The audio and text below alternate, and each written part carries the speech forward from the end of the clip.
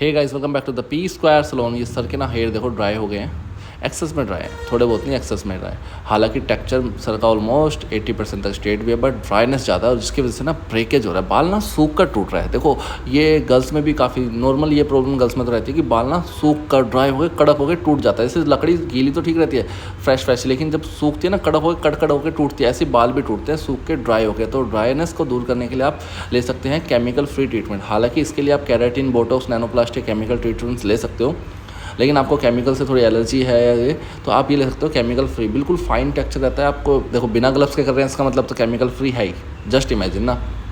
But बिना gloves के इसलिए आपको ये वीडियो बनवाई है ताकि आपको पता चल सके, नहीं तो अब कमेंट आने लगते हैं कि ये प्रोफेशनलिज्म नहीं है, ये वो नहीं है, फलाना।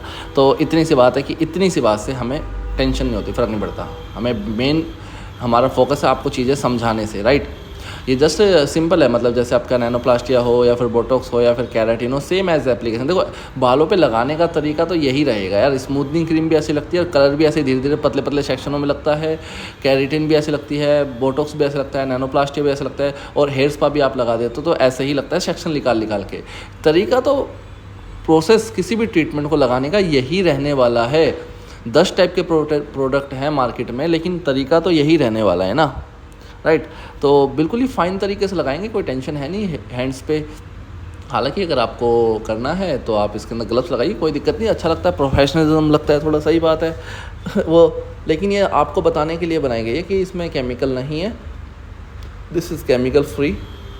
1% इनटेक ऑफ केमिकल हो सकता है, प्रिजर्वेटिव्स, बट फिर भी नहीं के बराबर ही है, तो वो नहीं में ही आएगा। 99% तक तो नहीं में ही आता है, राइट। तो आप देख लो कि फ़ाइन तरीके से जस्ट आप किसी भी चीज़ की एप्लीकेशन मान लो इसको, जस्ट स्मूथनिंग किया, हेयर कलर लगाते हो आप भी तो ऐसे पतले, बस सेक्शन थोड़ा सा ज़्यादा पतला है इसका, ताकि हर एक हेयर्स के अंदर पेनिट्रेशन हो जाए तरीके से, उस तक लग जाए ज़्यादा मोटे। क्योंकि इसमें केमिकल वाली सुपर पावर तो है नहीं कि बिल्कुल अपने आप केमिकल वर्क करे। यहाँ पे तो विदाउट केमिकल बात चल रही है, थोड़ा सा ऑर्गेनिक फॉर्म में चल रहा है सिस्टम। तो ये बात है, और ये जो इतनी सी बात है आपको समझ आनी चाहिए कि इस वजह से ही काफ़ी चीज़ें होती हैं, क्योंकि केमिकल से आपको वही हेयर ब्रेकेज, हेयर फॉल होता है। अब काफ़ी लोगों ने स्मूथनिंग कराई होगी, अब बोटॉक्स या नैनोप्लास्टिया कुछ भी कराया होगा। फेस होता है ना बाद में, उसको भी कम करने का प्रोसेस होता है। आप सैलून में जाके हेयर स्पा ट्रीटमेंट्स वगैरह उसको मेंटेन रखिए। काफ़ी बार मेंटेलिटी ऐसी हो जाती है कि एक बार कोई भी ट्रीटमेंट करा लिया, अब तो मैं फ्री हो गया या हो गई, बट ऐसा नहीं होता। चीज़ों को मेंटेन तो करना ही पड़ता है ना यार। ये कुछ ऐसा ही है जैसे कि आप लोग ना जिम में जाके बहुत अच्छी बॉडी बना लोगे, या कोई भी बहुत अच्छी बॉडी बनाता है जिम में जाके, बहुत एक्सेस में एफर्ट्स लगाता है, मेहनत लगाता है, टाइम लगाता है।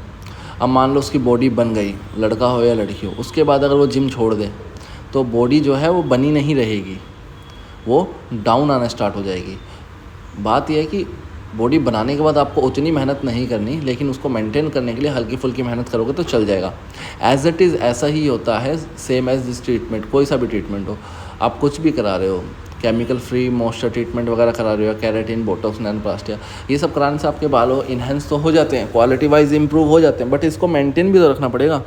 मेंटेन रखने के लिए आप इस चीज़ के लिए हेयर स्पा, हेयर रिचुअल्स, अच्छा सा शैम्पू, कंडीशनिंग यूज़ करिए, ताकि वो चीज़ ना बैलेंस रहे आप लोगों की। आप ये सोचेंगे कि नहीं एक बार लगा दिया और बात ख़त्म, तो फिर तो बात ही क्या है इसके अंदर, तो फिर कहें क्या। ऐसा कुछ नहीं होता है, ठीक है। अगर कोई चीज़ ऐसी भी है जो एक बार लगाने से आपको साल भर नहीं करना पड़ रहा कुछ भी, तो सोचिए वो कितनी स्ट्रॉन्ग भी होगी। मतलब आपके हेयर से या फिर नेचर से इतना ज़्यादा स्ट्रॉन्ग केमिकल या ट्रीटमेंट लगाना, जो एक 1.5 साल तक कोई ज़रूरत नहीं पड़ रही, तो वो स्ट्रॉन्ग भी कितना होगा ये भी आपको खुद ही समझना पड़ेगा।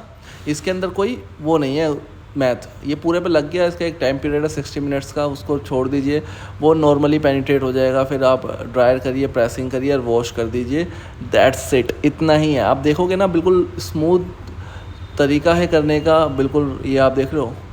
और इसमें देखो कितना फाइन चल रहा है, राइट। जो एक्सेस प्रोडक्ट है वो बाहर आ जाएगा, ओके, स्मोक के थ्रू। ये देखिए कितना फाइन टेक्सचर आएगा। अच्छा, ये हेयर ना सीधे भी आ जाएंगे आपके और अच्छे भी, दोनों काम हो जाएंगे एक ही ट्रीटमेंट से। देखो फ़र्क कितना है ना, दोनों काम हो रहे हैं एक ही सिंगल ट्रीटमेंट से, दोनों काम हो रहे हैं, राइट। ये है एग्जैक्टली, बस इतना ही करना है। ये कितना फ़ाइन आ गया, ठीक है। और आपको ऐसे ट्रीटमेंट्स लेते रहने चाहिए मेरे अकॉर्डिंग तो। मतलब ट्रीटमेंट्स तो अगर आप 2 4 6 महीने साल भर में ले रहे हो ठीक है, लेकिन अपने हेयर को ना बिल्कुल मेंटेन या बैलेंस जरूर रखिए। काफ़ी लोगों का सोचना होता है कि भाई की या बहन की शादी होगी या फिर फलाने की शादी होगी ना तब मैं ये ट्रीटमेंट करवाऊँगा। और टिल देन अगर आपको चलो वहाँ आपने एक टारगेट बना रखा है अच्छी बात है, लेकिन टिल देन कोई हेयर स्पा या फिर आप अपने घर पे भी उस चीज़ को अच्छे से शैम्पू से वॉश करके साफ़ सुथरा ऑयलिंग वगैरह भी अगर करते हो तो अच्छे से ऑयलिंग से करिए, तो उसको ऑयल को क्लीन भी करिए। मतलब ये चीज़ें डाइट अच्छी लेते रहिए, ये चीज़ें तो एटलीस्ट फॉलो करो। बिल्कुल ही छोड़ दोगे कि वो टिल डेट पे ही मैं कुछ कराऊंगा तो टिल डेट तक ना तो आपके हेयर इतने ज़्यादा डैमेज हो जाते हैं, इतने ज़्यादा फ्रिज हो जाते हैं ना कि फिर वो जो आप सोच रहे हो ना आउटकम आए, जो रिजल्ट आए, फिर वो उसके अंदर आपको कॉम्प्रोमाइज़ करना पड़ता है, राइट। बस इतना सही है। ये देखिए हो गया ना इतना आसान तरीके से प्रेसिंग हो गई है। बाल आपको पीछे के दिख ही रहे हैं कितने सिल्की स्मूथ। लास्ट में मैं फाइनल लुक भी दिखाऊंगा, आफ्टर वॉश के बाद दिखाएंगे, कोई इशूज़ नहीं है, राइट। कितना फ़ाइन तरीके से आएगा ये भी देखना आप। इसके बाद आपको हेयर ब्रेकेज में इस इंस्टेंट ट्रीटमेंट कह रहा हूँ, इंस्टेंट। ये 2 घंटे के ट्रीटमेंट के बाद 2-3 घंटे के, इनके तो 2 घंटे भी नहीं लगे थे, 1.5 घंटे 90 मिनट्स में ही हो गया था ट्रीटमेंट। हेयर छोटे हैं ठीक है। अब ये बाल छोटे बड़े ही तो होते हैं, बाकी लड़के लड़की से इसमें करना ही क्या है, हेयर तो हेयर है ना, राइट। तो 1.5-2 घंटे के अंदर ही 99% तक आपका हेयर ब्रेकेज रुक जाएगा और हेयर फॉल वगैरह तो आपकी स्कैल्प इनहेंस हो जाएगी, और बाकी आप अपनी डाइट अच्छी लोगे तो वो भी ख़त्म हो जाएगा। सब कुछ हो सकता है। ब्रेकेज तो आपका इन हैंड 1.5 से 2 घंटे के अंदर हैंड टू हैंड ही बिल्कुल रुकेगा 90% तक। 1-2% आपके वॉश में होंगे, उस टाइम तो आपको 100% रिजल्ट भी मिलेगा, उस टाइम तो बिल्कुल भी नहीं टूट रहा होगा हेयर, राइट। बस इतनी सी बात है, अगर समझ जाओ तो नॉर्मल कोई भी ट्रीटमेंट का तो फ़र्क तो सही पड़ता है, लेकिन इसका लॉन्ग टर्म थोड़ा प्रोसेस है, अच्छा प्रोसेस है।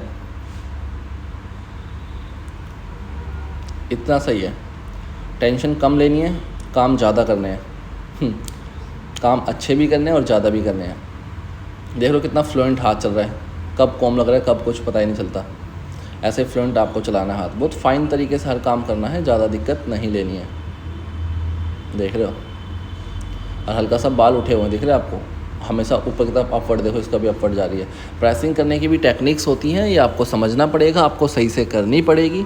नहीं तो हमने way of doing, way of pressing भी आपको बता रखा है यूट्यूब पे, इसी में चैनल पे हमारी वीडियो डली हुई है, ये चीज़ आप देख सकते हो। और ये प्रेसिंग तो हो गई, प्रेसिंग के बाद हम इसको रिंस आउट करेंगे। देखो हेयर वॉश में और रिंस आउट में फ़र्क है। रिंस आउट होता है बालों को पानी से धोना और मास्क या कंडीशनर लगा देना, सिर्फ पानी से धोना, राइट, ज़्यादा कुछ नहीं।